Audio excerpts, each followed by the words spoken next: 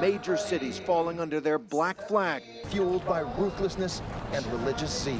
We will degrade and ultimately destroy ISIL. U.S. fighter jets and drones launching a series of airstrikes. Kasich, the third American to be murdered by ISIS since August. Israeli airstrikes on Gaza light up the night sky. Soon after, Hamas launched the most rockets yet on Tel Aviv. There are dozens of bodies in the streets. We hope very much that this ceasefire will prove to be durable and sustainable. Unthinkable horror. More than 130 students killed during a siege at this army-run school in Pakistan.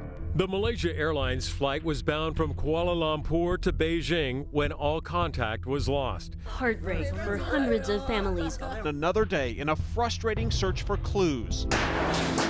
Tonight, Kiev is burning. Crimea is Ukrainian territory. Russian President Vladimir Putin signed a document to formally annex Crimea. Malaysia Airlines Flight 17 down. Strong evidence a Russian-made missile brought down the plane. There has never been a time in the history of Ebola when it has spread so fast, and these countries do not have the capacity to contain it.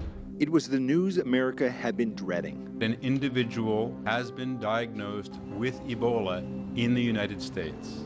It is not news that should bring about panic. It's an eerily familiar scene. At least 4 are dead. We're heartbroken. A premeditated mass murder. Roger carried out his day of retribution.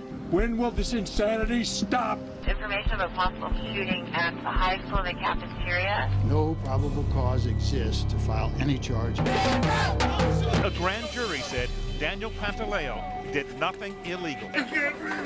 I can't breathe! Protests growing nationwide. Can't stop the revolution! If they don't see this and make a change, then I don't know what we gotta do. It's coming right at us, Jim.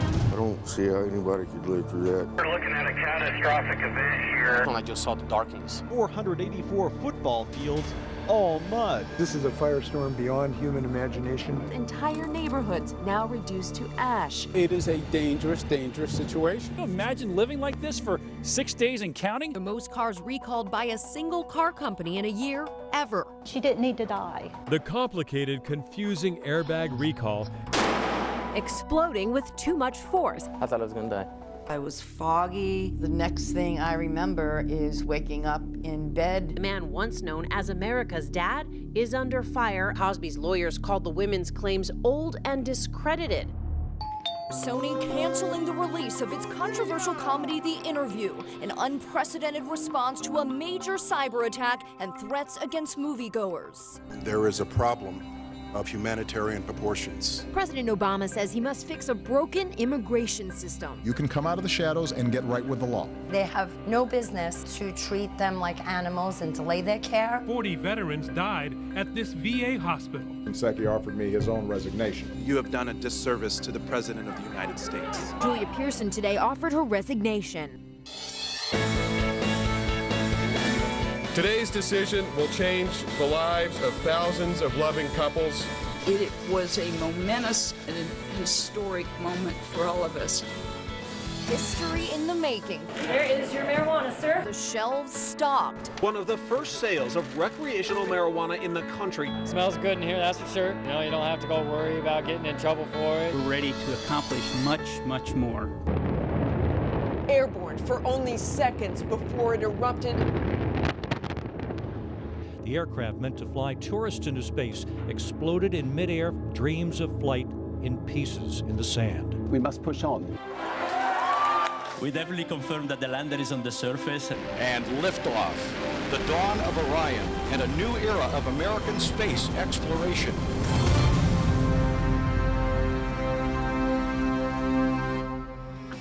Welcome back. You know, last year we saw breaking news and places that many Americans had to look on the map where to find. Ukraine, Crimea, obviously Cuba, West Africa, Middle East, pick your spot here. We also learned about an acronym that many of us hadn't heard before, and we even had to debate, was it ISIS, was it ISIL, whatever it wasn't good. But certainly in parts of this globe, situations went from bad to worse. I want to bring in the panel once again to see the international hotspots. And like I said, Ellis, we're all going to kick our feet up and you're going to tell us where in the world. No, but seriously, either a location or an acronym that we're going to just say, my gosh, well, who are they, or where is that? Well, be honest, Richard, a year ago tonight, you could not have found Crimea on a map, could you? Well, the knuckleball was North Korea. Yeah. Right? Where did that come from all of a sudden, right? A little hacking. Hollywood take their cues from. You know, do not talk bad about some actress in Hollywood if you don't want to have your nation on the front of the news.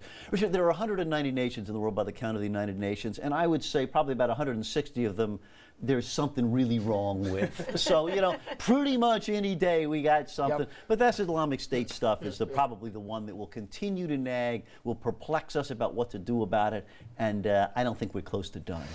To that end, a familiar name, Andrew, has got an interesting year ahead, and that's Israel. They always have an interesting year ahead, but this particular, got elections coming up and some real decisions about the future of obviously a country that's always at risk. They do, and one of the questions internally for the Israeli politics is, can Netanyahu keep the conservative government that he's got going, or does he have to try to make a coalition with more liberal parties? Will that change his position? How aggressively are they going to keep going with the settlements? And what then becomes of the international pressure in dealing with Palestinians and other neighbors as well? So it's going to be a very interesting year, both for Benjamin Netanyahu and for the Israeli government overall. And of course, as Israeli government and stability goes, so goes American interest in the Middle East. So it's really not just confined to an internal Israeli issue there. Also, of course, the relationship between Israel and the United States. Netanyahu and Obama do not like each other. They have not really hidden that fact from anybody.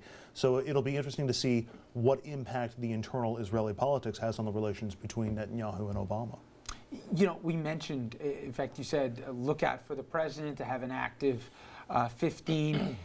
But whether it's Afghanistan, whether it's Iraq, whether it's Syria, the president made it clear when he campaigned, you know, that if elected, he was going to get us out of there. Now, we've stuck our toe back in to a certain degree. Drones have allowed us to basically fight a war from above, Dominic. And the appetite, if you believe the polls, has never been there, especially in the last few years, for more re-engagement. But, again, you know, when those poor people were stuck on the mountain, right? And then, you know, we said, no, we're going to get invested in this again. There will be more scenes like that. There will be more kidnappings of Americans. There will be more opportunities or pitfalls, depending on one's perspective, to get back invested in the situation, especially since we know ISIS is capable of anything. Do you think this president picks his spots, or do you think he starts making it clear that it's not our fight anymore? Well, realistically, there are scenarios that you just described, humanitarian scenarios, all across the world, just about every day. Can the U.S. really afford to police the entire world? I don't think so. And so the president has to pick and choose. And unfortunately, you mentioned a situation in Iraq. I think to many of us, what's scary about it is that it almost sounds like to a small degree like Vietnam, like, we're going to go back in a little bit, and here's a little bit more, and a little bit more American soldiers, and then next thing you know, and it's not a boot on the ground mission, and then next thing you know, on a holiday, it's announced that it's drastically changed. You know, another more traditional spot, Jeannie, is you look at Europe right now and the fracturing internally that's going on. It was how strong is or is not the EU. And if people think, oh, well, that's their problem, it certainly impacts us and our markets, et cetera. It's going to be an interesting year to see how much Germany, Britain, really want to keep reaching down and helping out some of the poor sisters of the coalition. And for me, I think that's going to be really telling right now, because for a while it's made sense. Scotland, you know, didn't break up and everything else. But at the same time, you know, it's starting to get old for these folks here. And if that goes, then who the heck knows what happens next? Yeah, and I mean, you know, you look back, and when we were in an economic depression, you know, in 2008, they were devastated. I mean, we think that we had it bad, and we have it bad, but we have recovered much better than the European nations have. Certainly, if you look at Spain, if you look at Ireland, I mean, you can go right through Europe, and so many of those countries' economies have been devastated. And what does the EU do? You know, how Does Germany keep trying to bail out these countries, as you mentioned? Does England? So it's a real fight for them. And it's not only about economics. They also have real security concerns as well.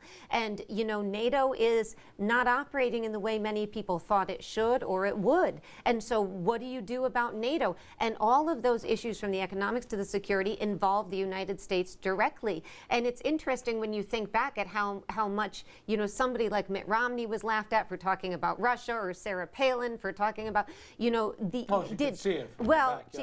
yes, but you know, the Europe is something that the president did not think in 2008 or even in 2012 that he would have to be dealing with in Russia in the way that it's clear now that he has to. And so you know, it's almost like you can't look anywhere in the world and feel that we are safe or that things are running smoothly, and it raises all kinds of uncertainty. I tell you what, you touched on it briefly, but if you gave me a camera and a credit card and said pick one city in the world to cover for the next 12 months, I'd probably pick Moscow, because I think that's going to be the big player. I mean, they just raised their lending rates to something like 17%.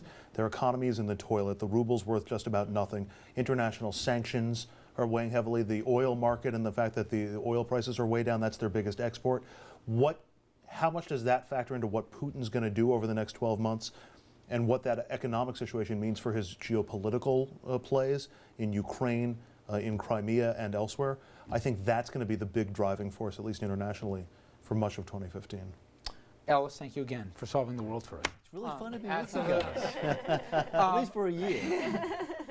Okay, when we come back, I got one. I'm going to ask the table here what terms, we talked about selfies quite a bit this past year, didn't we? But what terms and also what names will become household items in this next 12 months. Stay with us.